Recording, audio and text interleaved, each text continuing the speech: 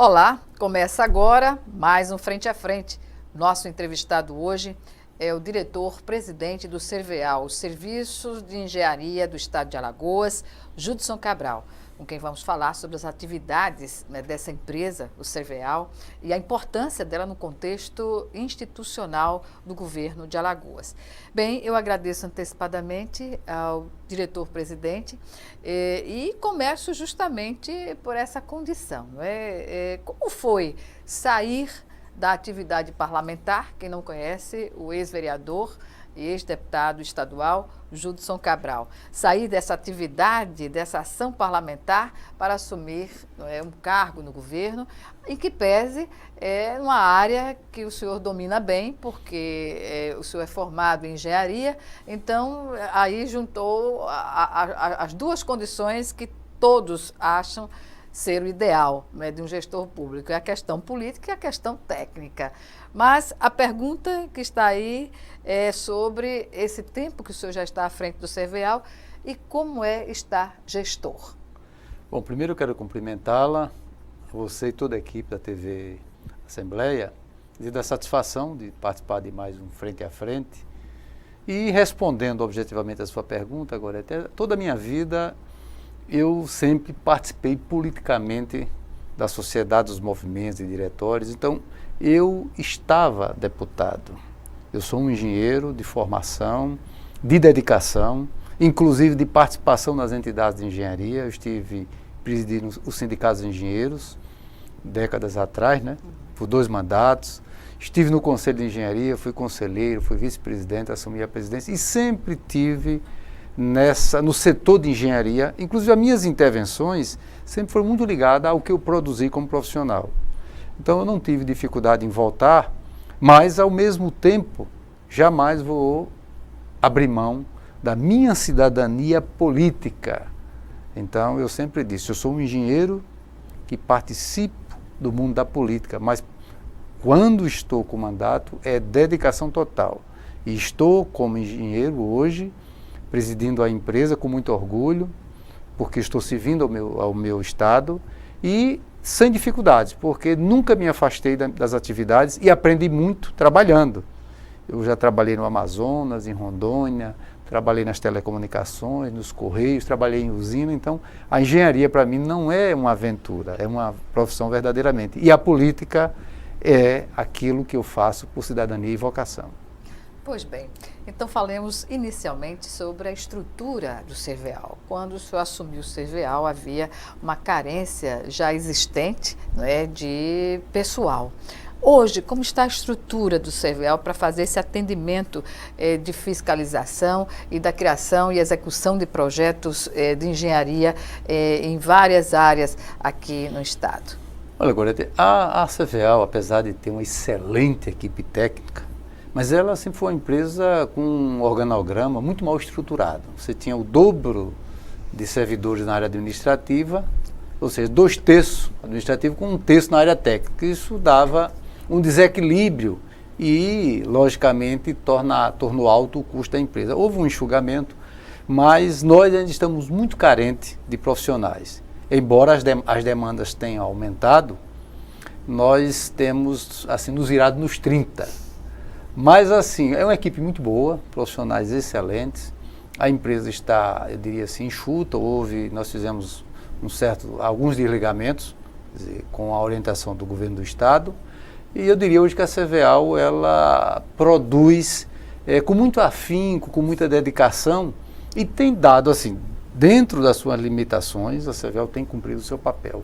Projetos interessantes, de qualidade, e porque a empresa de engenharia ela tem uma função muito ampla. Alguns pensam só em projeto, mas são avaliações, orçamentos, inspeções prediais.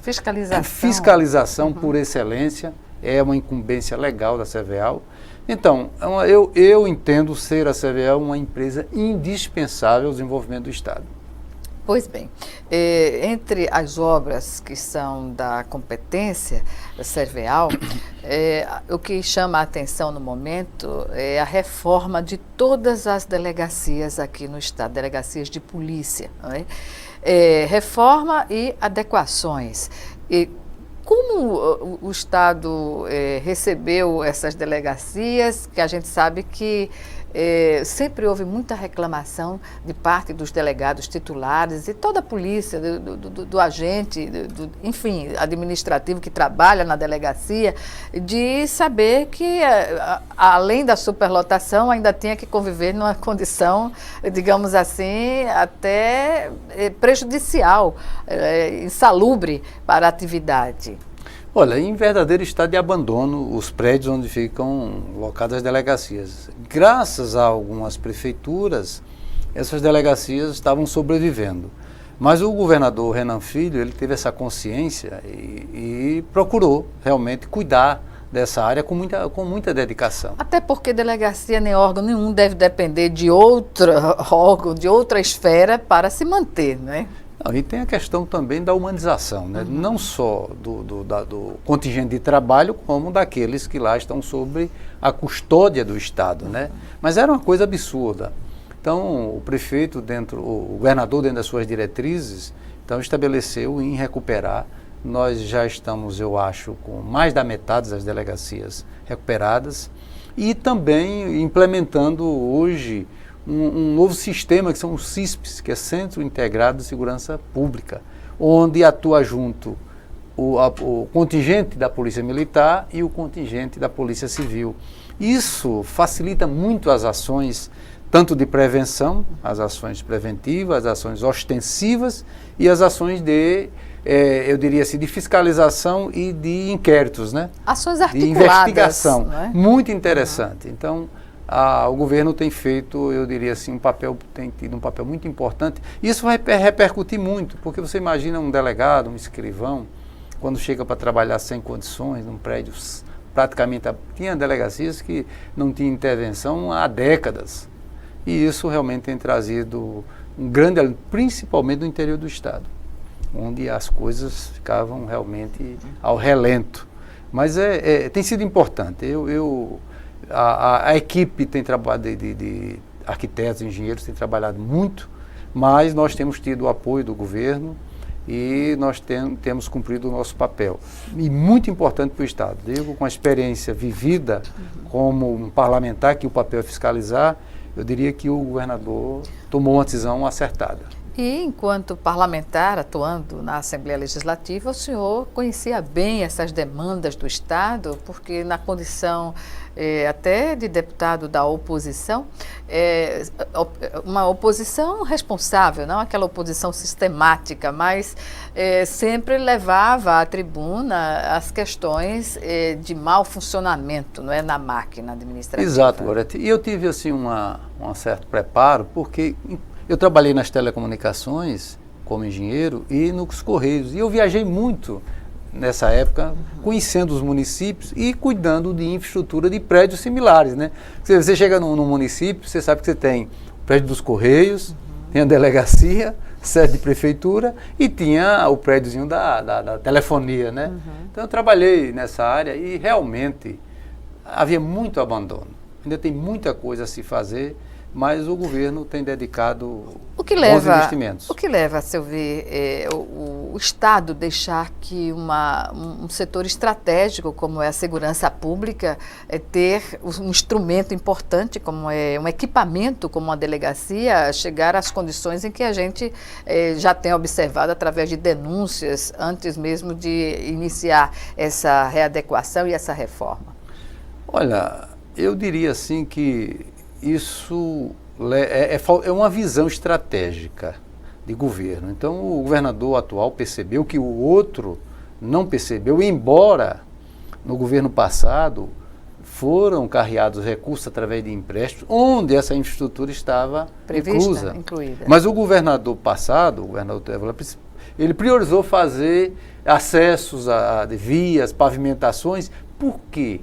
Porque o contingente político, o resultado ou o retorno político era muito mais abrangente. Mas esse é muito mais estrutural. E eu acho que é importante. Nosso Estado enfrenta índice de violência muito acentuado. E não é que a estrutura, mas as condições de trabalho favorecem, né? Fazem a diferença. Fazem a diferença. E eu acredito que o governador vai ter também o seu retorno, porque a coisa é palpável, os prédios estão ficando realmente à altura do desenvolvimento que o nosso Estado precisa. Bem, ainda sobre obras, a obra do novo IML, que é uma expectativa, né? Como está o andamento? Bom, eu fico até feliz em, nesse momento, estar à frente de uma empresa que está fiscalizando, está cuidando do projeto. Nós estamos em fase de conclusão, porque você lembra, que até teve algumas entrevistas que eu fiz parte, como eu era da Comissão de Direitos Humanos, chegou aqui uma CPI, inclusive que as integrantes eram uma CPI praticamente feminina, né, do Congresso Nacional, as deputadas e acho que uma senadora, e nós fomos visitar o IML. E eu fui um dos que fiquei horrorizado, eu já conhecia, mas fiquei muito porque nós fomos a detalhe. E hoje eu estou tendo a grata satisfação como engenheiro e presidente da empresa de engenharia em ver o projeto, foi iniciado no governo Tel, mas assim, esse projeto ele só teve o pontapé, porque na realidade a sua execução praticamente se dá no atual governo, inclusive, você ter ideia, o valor do prédio que foi licitado, ele vai praticamente para o triplo. Por quê? Porque foi licitado sem os equipamentos. Então, é um prédio com característica de humanização de primeiro mundo. Qual local? Olha, ele fica ali no tabuleiro, certo? Tabuleiro dos Martins, assim, onde só para lhe referenciar. Você tem aquele galpão da Transpal, que vende passagens, vende os passes. Entrando naquela rua ali, na terceira perpendicular. Só para dar uma ideia assim, porque as pessoas vão entender fácil. Pega a do Valdo Góes Monteiro, né? Para se situar. Mas só para ter, o atual IML vai ter área de humanização, assim, de espera, tudo climatizada, vai ter a área de corpo de delito totalmente dentro das condições que o cidadão e a cidadã merecem equipada, sala de médicos. Você tem ideia, tem câmaras frigoríficas para 76 corpos, outra para 12, que são situações diferentes. Isso porque muitas vezes, quantas famílias chegaram ali e viram aqueles corpos lá jogados? Não, tudo organizado. Uma questão de dignidade. Um anfiteatro de primeiro mundo para treinar os estudantes, para aulas. Então, muito interessante. É importante essa obra porque, atualmente, o prédio do CCBI já foi ocupado pelo Museu de História Natural, né, da universidade. Exatamente. E aquela ainda unidade do IML ali contrasta com todo o trabalho que está sendo feito. É uma área improvisada, né? Uma área improvisada que talvez há 50 anos atrás tinha a sua função.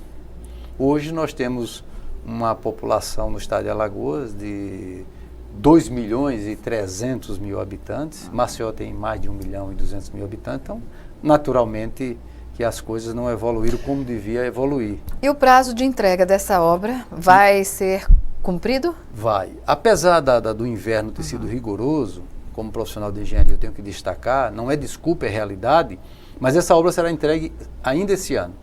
Os meados nós estamos prevendo aí de novembro, certo? A obra nós já estamos finalizando, estamos já nas tratativas finais de acabamento. E equipamentos? Equipamentos, sim, as câmaras já estão sendo instaladas, subestação, toda a parte de linha vermelha, que é a parte de saneamento, que essa é uma parte importantíssima para o meio ambiente, entendeu? A parte física externa já está praticamente toda pronta. Estamos agora fazendo a desenvoltória da pavimentação e concluindo essa parte dos equipamentos. As mesas de necropsia, que são mesas com exaustão, tudo embutida, mas muito interessante. Você está convidada a fazer uma visita acompanhada do seu amigo. Obrigada. Bem, nós vamos chamar agora o nosso primeiro intervalo e o Frente a Frente volta em 1 minuto. Até já.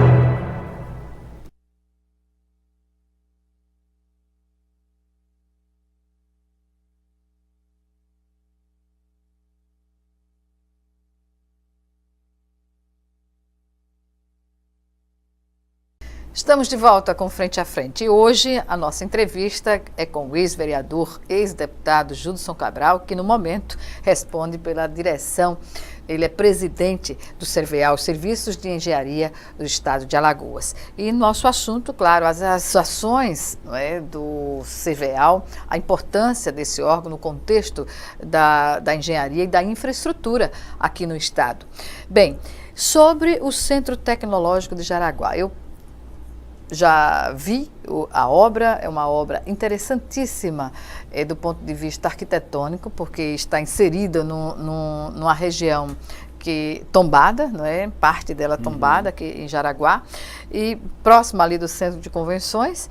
E aí eu pergunto, aqui mesmo na Assembleia já foi questionado em plenário o valor da obra, 17 milhões, e que não foi ainda entregue, que há equipamentos ainda a serem adquiridos. Como está a conclusão dessa obra?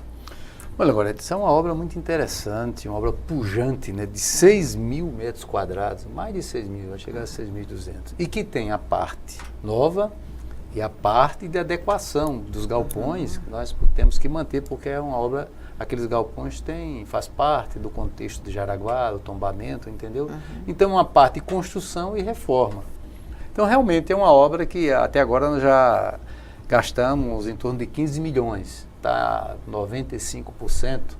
Mas tem alguns aspectos, veja bem, cais tecnológico, o polo tecnológico. Então, veja bem, é uma obra moderna que exige instalações bem detalhadas. Específicas, lá vão se instalar, vai ser um polo de empresas, incubadoras, que vai desenvolver tecnologia. Isso para o Estado é interessante, que vai dar retorno para o Estado, porque essa obra, essas salas vão ser alugadas. Lógico, tem incentivo, mas vai ter um retorno. Então, é uma obra que tem alguns aspectos que encarece, certo? Mas ela já está praticamente nos seus finalmente. Já estamos com 90 e poucos % da obra concluída, e tenho certeza que Alagoas vai ganhar, porque veja ali perto ao centro de convenções, então nós vamos ter 2 polos de desenvolvimento, né, que vão interagir, né? Então eu acho que é uma obra importante. Essa obra nós devemos aí estar concluindo também ainda esse ano, e eu acho que o governador deixa Alagoas realmente preparada para uma área que hoje o desenvolvimento é tecnológico, né? Nós estamos na era tecnológica, na era digital, e certamente Alagoas vai ter esse impulso. Então, e é determinante para o desenvolvimento sustentável. São 6 mil metros quadrados de área, né? Então, e assim, de fácil acesso, e que vai dar muitas oportunidades para quem quer desenvolver suas empresas nesse ramo. O senhor falou em sistema de... É condomínio que vai ser adotado lá no centro de convenções? Como isso vai... Essa gestão pelo sistema de condomínio, como vai ser operacionalizada? Olha, está se estudando, né, qual vai ser o modelo de gestão. Agora, quem está à frente da secretaria está ligado à Secretaria de Ciência e Tecnologia, né? O Regis, nós fizemos uma visita, acho que foi ontem, terça-feira, na última terça-feira fizemos uma visita, e o Regis está inclusive revendo esses modelos, exatamente para ter um planejamento onde o Estado não fique amanhã com um custo de manutenção muito alto, porque não pode fazer um prédio daquele. Então está sendo estudado, parece-me que já contrataram uma consultoria que vai exatamente desenvolver esse modelo de gestão, que é um modelo mais ou menos dentro dessa linha, numa visão de condomínio, onde vão ter responsabilidades bem definidas. O Estado não pode sustentar um prédio dessa envergadura com seus recursos próprios. E o objetivo foi esse, dar as condições, mas ao mesmo tempo fazer com que ela seja autossuficiente. Autossustentável e que o desenvolvimento venha nessa direção. Em Alagoas, sabemos, um estado que não tem essas receitas todas, né? Pelo contrário, né? Há contingenciamento em praticamente todas as áreas. Isso já vem do governo federal, não é? É o estado pobre. Eu sempre acompanhei bem o orçamento, e eu lembro bem que a receita própria de Alagoas não pagaria nem a folha nós dependemos totalmente das receitas de transferências correntes, né? Então, quer dizer, mas é louvável que se esteja pensando também na área do desenvolvimento tecnológico, né? Isso é um ponto muito acertado também do governo do Estado. Presidente, em relação a hoje a atuação do Serveal, ou da empresa Serveal, que é serviços de engenharia, mas a gente se refere à empresa, né? No caso. O fato de algumas secretarias, como Educação e Saúde, terem o seu departamento de engenharia e não estarem submetidas às apreciações do Serveal para suas obras. Eu particularmente acho que, creio que o fato de não ter uma situação diferente, né, de estar o Serveal como a coordenadora geral das obras do Estado, faz com que algumas situações aconteçam e que não representam, digamos assim, uma boa solução para a estrutura física de alguns órgãos, de alguns equipamentos aqui no Estado. Exemplo disso, por exemplo, Casa Maternal Santa Mônica, que é um amontoado de puxadinhos, que tudo que já foi empregado ao longo dos anos na Santa Mônica, em termos de recursos, já daria para a construção de um hospital imenso, né? A gente sabe que vai ser construído agora o Hospital da Mulher, mas antes mesmo disso, se tivéssemos uma gestão voltada para otimizar, e isso poderia ser feito numa situação centralizada, não aconteceu, né? Entre outras questões que a gente observa a necessidade de uma integração maior.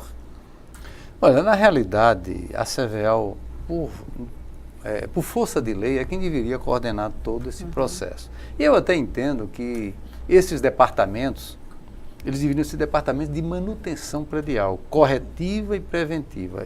Agora, a parte de construção, ampliação, deveria ter uma diretriz e uma coordenação única.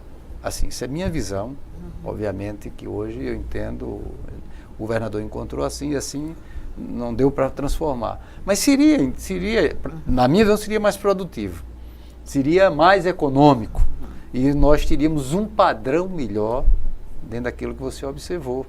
Eu, inclusive, me lembro, porque quando eu estava como parlamentar, eu fui fiscalizar a ampliação da maternidade de Santa Mônica, nós encontramos lá certas questões que depõem contra a boa engenharia e a boa arquitetura. Mas, assim, sem demérito nenhum, que são profissionais também excelentes, mas as circunstâncias com que são feitas as coisas, puxa, faz de emergência, vamos ter que reformar, aumenta, sem um planejamento, porque a engenharia e a arquitetura trabalham em cima de um planejamento. Seria, eu acho, mais econômico e mais produtivo, o custo-benefício seria melhor. Isso não impediria que você tenha as equipes de manutenção, que são departamentos que tem engenheiro, tem arquiteto, técnicos em cada departamento desse, para manter a estrutura existente também porque conservada. A alegação desde o passado é que, tendo essas secretarias, como tem um volume maior, não é, de ação e direta com a sociedade, com a população, que é educação e saúde, estariam mais ágeis do ponto de vista de solucionar essas questões de construção com o seu departamento de engenharia. Eu, particularmente, discordo. Acho que tem que se distinguir, você falou bem, a construção, a ampliação, a reforma, são coisas planejadas, não pode ser improviso, certo? Como às vezes as pessoas, não faça só isso, puxa aqui, não. Agora, a manutenção, sim, deveria ter departamentos locais, equipes com profissionais o que acontece, habilitados. Pois é, o que acontece, e já verificamos isso no caso de escolas, no passado recente, é que as construtoras, elas mergulham nas licitações, às vezes sem ter a mínima condição de competitividade e da condição de fazer uma obra, e o que a gente vê são obras muitas vezes inacabadas em função disso, né?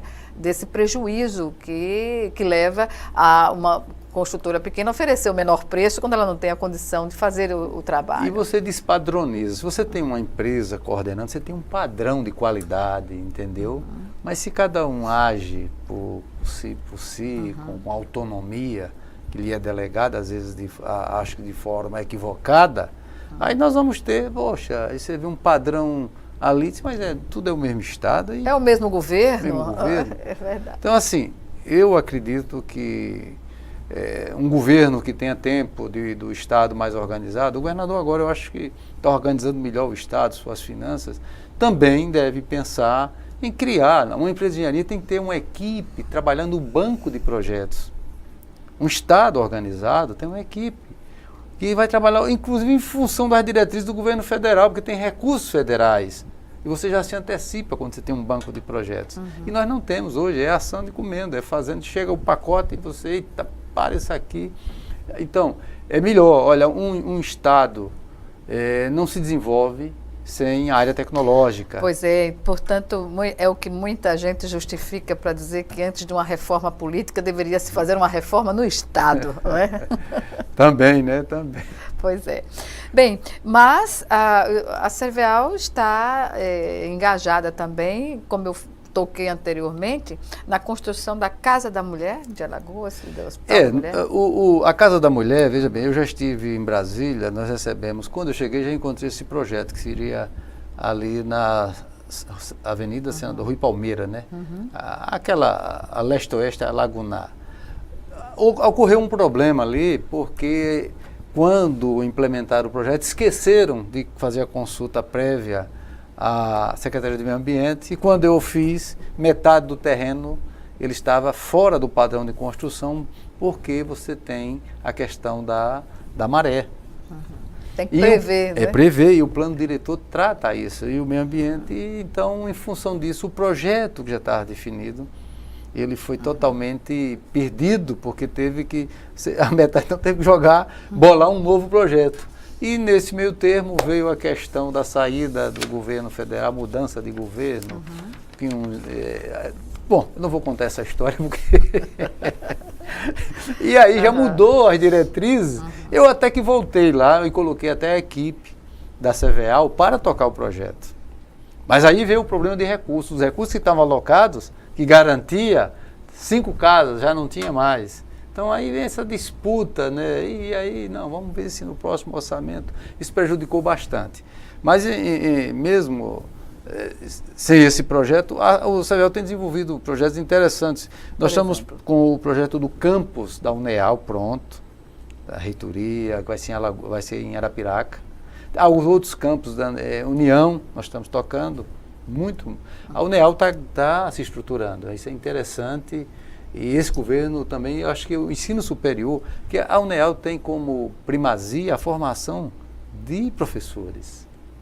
É interessante, é uma das coisas que Alagoas precisa, né? Que atuam, né? Sobretudo no interior do estado. Formar essa mão de obra que tem um papel fundamental em tudo isso que está ocorrendo, que é impulsionar a educação também com uma estrutura adequada, né? Para uma população. O governo também, Gorete, já está implementando novas unidades da Polícia Militar, em Penedo, já está em construção, em Delmiro. O CISP-2 é um modelo maior agora do CISP, que já vai ter não só a parte da Polícia Militar, a parte da Polícia Civil, mas também uma parte já da custódia do governo, com a Secretaria de Ressocialização, e mais amplo, né, nas cidades polos, né, que até para dar apoio às cidades circunvizinhas, né. Então, está sendo uma estruturação muito interessante. É isso. Vamos chamar agora o nosso segundo e último intervalo. E já o Frente a Frente está de volta.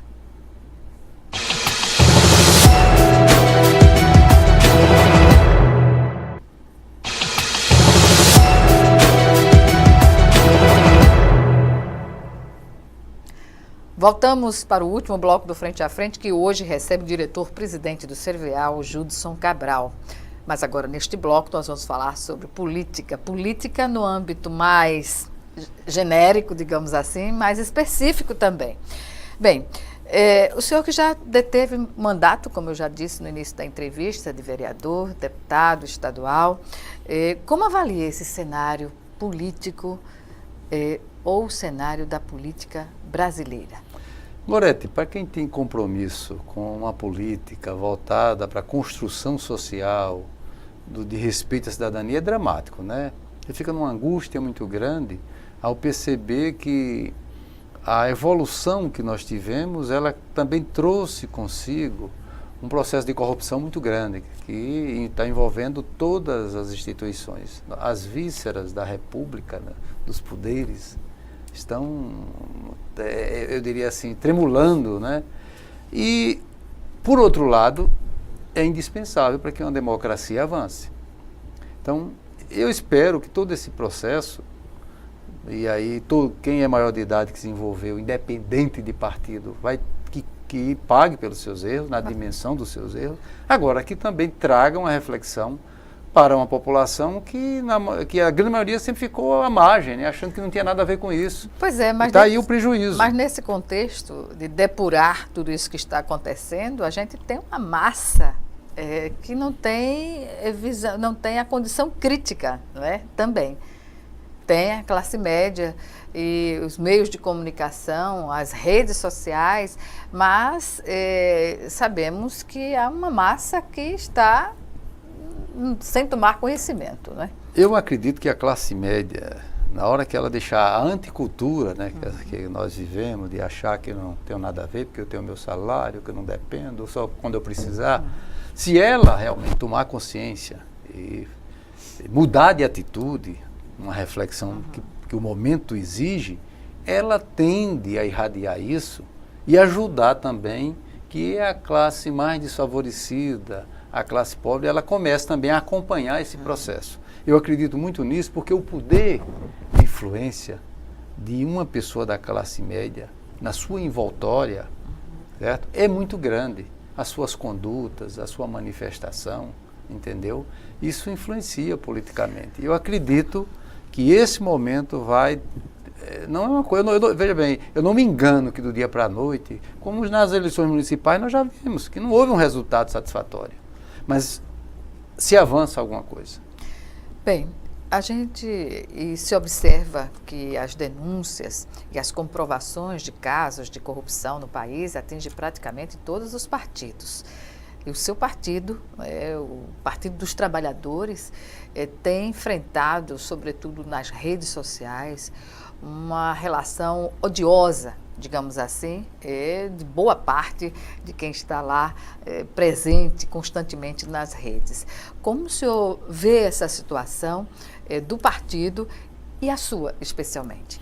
Bom, do partido eu vejo o seguinte, o Partido dos Trabalhadores, ele tem que fazer uma autocrítica, porque ele contagiou, pelo menos no que diz respeito à credibilidade. Pode não ter contagiado na sua visão ideológica, mas porque ele tomou como eixo, um dos eixos principais, era o combate à corrupção. E muita gente vem dizer, mas Júlio, eu botei o broche, eu fui à praça, e a gente vê nos olhos. Quer dizer, lógico que a pessoa não tem a capacidade de fazer uma análise mais profunda, que não é só isso. Mas a sentença do PT tem sido maior, e às vezes até desigual, desproporcional, e alguns conduzem assim, que eu também acho lamentável, mas tem que fazer uma autocrítica. E vai pagar o preço, vai pagar o preço. Está aí os resultados das eleições. Porque quando a sociedade foi às ruas com cara pintada, em defesa e contra o governo Lula, observou-se que as lideranças políticas que estavam à frente do movimento também estavam envolvidas, né? Exato. Então é uma questão que o descrédito da população fica meio generalizado. O que não justifica, é preciso ter muito cuidado também, a forma como se interpreta as manifestações da mídia, é demonizar a política, porque isso afasta, e focar em alguns elementos da política. Eu acho que o problema é maior, porque o cara que está no Congresso, lá como deputado, e algumas figuras aqui para nós são hilárias, né?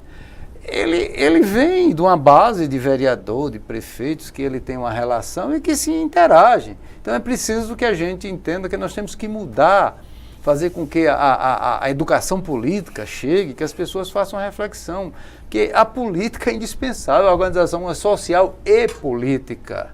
Então vamos distinguir os políticos vigaristas, corruptos, e vamos trabalhar a organização política com pessoas, dar oportunidade às pessoas. E os partidos vão ter que se reciclar. Primeiro tem que acabar com essa história desses partidos de aluguel, de acesso a fundo partidário. Tem que ter cláusulas de barreira, sim. Sobre o fundo partidário, o que o senhor diz do valor que foi aprovado? Não, aquele valor de bilhões, aquilo ali é uma cinte, é uma agressão a todos nós. Mas que tenha um fundo que a população aceite, desde que os partidos cumpram o seu papel e não sejam produtores de marginais, de corruptos. Eu vou estar financiando partido que só produz marginal, corrupto, para atentar contra a gente. Então, quando os partidos derem resposta e se organizarem, certo? Isso em todos os partidos, tem pessoas boas e ruins. Agora, nós não podemos estar criando partido de brincadeira, isso, a democracia não vai para lugar nenhum. No momento em que realmente tiver a cláusula de barreira, aí muita gente vai deixar de estar com essa brincadeira de criar partido. Partido é uma coisa séria.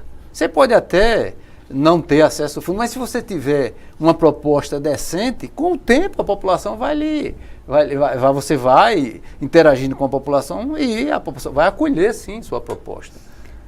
A reforma política sendo colocada no momento em que os partidos enfrentam essa questão da descredibilidade. Agora, a reforma política é necessária, indispensável. Agora, a gente não pode confundir a reforma política com o causuísmo eleitoral. Ultimamente se fazem causuísmos eleitorais, eu não estou fazendo uma reforma política, uma reforma partidária, não é. É tudo coisas causuísticas para a turma que está com o comando não perder o seu espaço.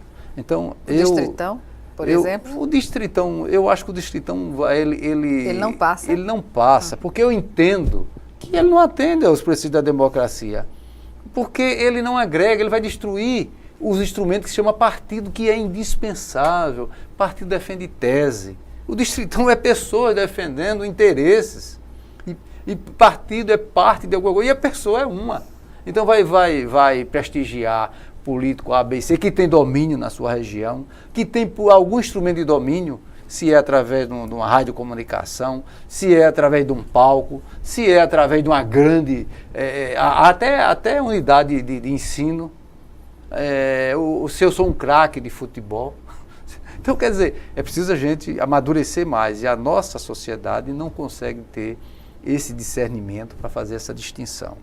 Então, eu acho que os partidos, fazendo a cláusula de barreira, fiscalizando os partidos, entendeu? Eu acho que nós vamos ter um resultado bem melhor. Já avança, essa é a minha percepção. O senhor, que já esteve como dirigente do Partido dos Trabalhadores aqui em Alagoas, hoje está na condição de filiado, apenas de filiado do partido. Quais são as suas intenções para 2018? Olha, eu entendo que com a experiência que eu adquiri na política, eu não posso me omitir num momento tão grave como esse.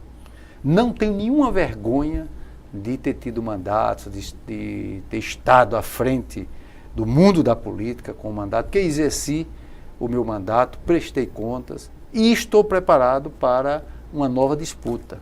Eu não vou me omitir. Agora, eu estou analisando a questão partidária, estou analisando... Significa a possibilidade de o senhor sair candidato por outro partido, que não seja o Partido dos Trabalhadores? Sim, mas com certeza, a partir é instrumento. Na hora que o instrumento ele vai de encontro àquilo que é mais precioso, que são os princípios, e que ele defendia e que ele entra em contradição, você tem que fazer uma reflexão. E é isso que eu estou fazendo. Eu não tenho apego, certo? Eu tenho uma relação de construção. Então, a minha política tem um compromisso com a sociedade. E eu sei que a sociedade é plural, eu não me engano, eu não acho que as coisas vão mudar do dia para a noite. Mas a experiência que eu adquiri, e eu quero colocar à disposição da sociedade. Agora, cabe à sociedade, no momento, analisar se lhe cabe ou não. Na última eleição, não coube o meu mandato, e eu entendo. Mas como eu me preparei para a vida cidadã, eu sou um profissional de engenharia. Mas a política eu não abro mão, porque eu faço parte dela. E não me envergonho. Então, estou preparado para uma próxima disputa e vou analisar exatamente onde é que eu poderei melhor servir. Isso sem ferir os meus princípios. Diante dos partidos existentes, incluindo os novos, há algum que o senhor já poderia sinalizar com uma certa simpatia? Não, eu tenho recebido muitos convites, entendeu? Eu tenho recebido muitos convites de partidos grandes, dos atuais, que estão aí na crista da onda. Mas eu estou analisando E também, assim, como você nunca deve ser candidato de si próprio, né? O processo democrático você tem que ter, e como eu tenho sempre eu tenho um grupo de pessoas que sempre caminharam, discutiram, muitos até que não fizeram parte de assessoria, mas que me incentivam e que se sentem representados. Nós estamos discutindo. Agora nós estamos esperando também, Gorete, que essa reforma se consolide. Se para ter o mínimo né? de clareza, como é que vai ficar esse extrato, como é que vai ficar esse xadrez, essa configuração, para a gente ver onde é que cabe, que melhor se assenta a nossa proposta, né? E, logicamente, jamais vou atirar pedra no partido que estou até agora, entendeu? Porque são coisas na vida que você vai vivendo, vai aprendendo e, logicamente, quem tem, como diz, ideia fixa é quem tem problemas psíquicos. Daí eu tenho, a sociedade evolui e nós temos que evoluir com ela. Não são os partidos, né? São as pessoas que cometem as infrações. As atrocidades. A corrupção é uma atrocidade, né? Você encontrar num apartamento... Não pode generalizar para os partidos. 50 milhões, é uma coisa que vai além da imaginação, né? Pois é, a essa altura das investigações, da Lava Jato, de tudo que a gente tem assistido, né, nas redes sociais e nos telejornais, enfim, e ainda se encontrar tanto dinheiro assim. Veja como as pessoas são ousadas, a impunidade e o quanto levou essas pessoas a achar... Estavam acima do bem e do mal. Acima, né? Então, mas olha, tudo tem seu momento e eu acho que o que está ocorrendo vem de encontro, né? Vai ter reflexos no resultado da eleição agora, o senhor acredita, em 2018? Acredito, e quem for disputar tem que propagar isso. Eu acho que a próxima campanha tem que ser uma campanha do despertar, fazer com que as pessoas despertem. Todos somos responsáveis pelo que está acontecendo. Né, o político que está ali, ele não entrou ali por acaso, não. Foi um grupo de pessoas que o colocaram. Então as pessoas têm que fazer uma reflexão, né? Então eu acho que todos nós, sociedade, profissionais, todos temos que entender que a gente tem que fazer uma autocrítica, nós temos que avançar, certo? E aí, como hoje à frente da empresa eu estou fazendo engenharia, estou trabalhando até mais, a minha visão política é de reflexão, porque está vindo aí meus filhos e meus netos, né? Eu já sou avô, com muita alegria, e eu quero uma sociedade melhor para eles. Agora eu quero que eles tenham o exemplo do avô, do pai, do cidadão que eu sou. Que, graças a Deus, Gorete, não preciso me esconder por ter trilhado na política, pelo contrário, eu tenho orgulho e enfrento o debate com quem quiser e desejar. Pois bem, eu agradeço mais uma vez a sua participação aqui no Frente a Frente e até uma próxima oportunidade. Eu que agradeço a vocês. Obrigada a você também que nos assistiu e até o nosso próximo encontro aqui, Frente a Frente.